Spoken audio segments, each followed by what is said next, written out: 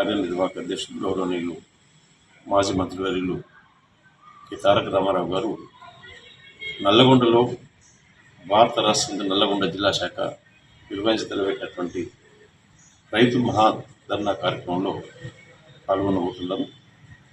ప్రధానమైనటువంటి ఉద్దేశం గత శాసనసభ ఎన్నికల్లో అధికారమే లక్ష్యంగా ఆచరణకు సాధ్యం కానటువంటి హామీలను ఎన్నికల మేనిఫెస్టోలో పెట్టి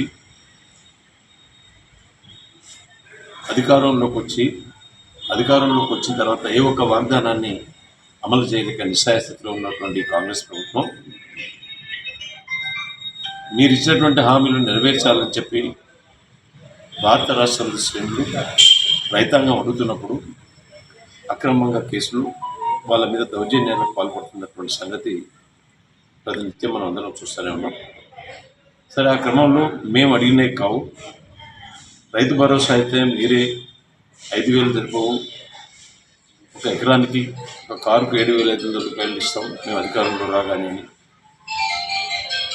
రైతు రుణమాఫీ 2 లక్షల రూపాయలు తెచ్చుకోని వాళ్ళు ఎవరైనా ఉంటే తెచ్చుకోండి, నేను రాగానే డిసెంబర్ 9వ తేదీనే రైతు రుణమాఫీ చేస్తానని.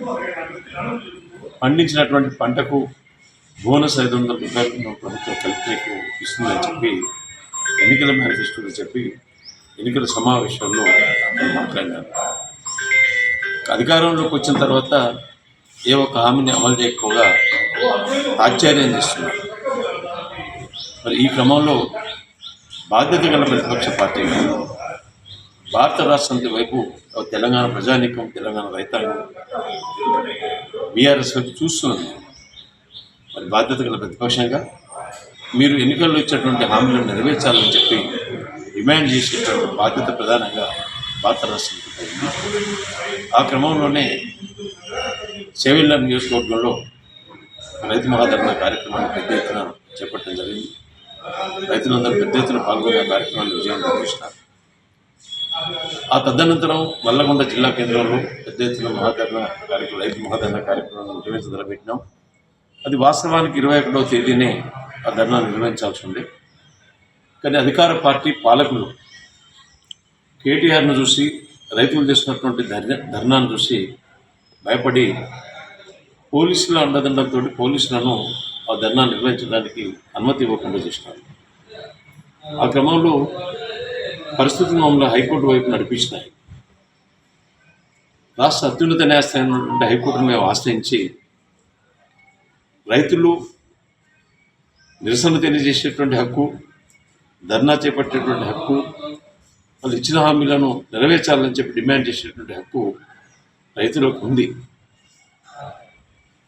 ధర్నా నిరసన అనేటువంటిది రైట్ టు ప్రొటెస్ట్ అనే హైకోర్టులో రైతులకు ధర్నా చేసేటువంటి హక్కు ఉంది, నిరసన చేసేటువంటి హక్కు ఉన్నది. మీరు పెట్టుకోండి అని చెప్పి రేపు 28వ తారీఖు నాడు 11 గంటల నుంచి 2 గంటల వరకు నల్గొండ క్లాక్ టవర్ సెంటర్లో ధర్నా కార్యక్రమం నిర్వహించడానికి అనుమతించారు.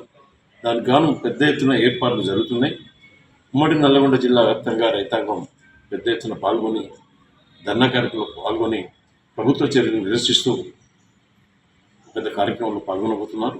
పెద్ద ఎత్తున కూడా రైతులు పాల్గొంటారు. ఆ కార్యక్రమం తప్పకుండా విజయవంతం. సందర్భంగా నేను ఉమ్మడి నల్లగొండ జిల్లా రైతాంగానికి, ప్రత్యేకించి నాగం సార్ మిర్యాలగూడ నియోజకవర్గంలో ఉన్న రైతాంగానికి అధిక సంఖ్యలో పాల్గొని ప్రభుత్వ వ్యతిరేక నిర్ణయాన్ని నిరసించాలని, రైతాంగానికి వాళ్ళు ఇచ్చినటువంటి హామీలను నెరవేర్చే దిశగా మనం ప్రభుత్వాలను ఒత్తిడి పెంచాల్సినటువంటి అవసరం ఉందని, ఇటువంటి మంచి కార్యక్రమంలో రైతులందరూ భాగస్వాములు కావాలని చెప్పి రైతాంగానికి నేను విజ్ఞప్తి చేస్తాను.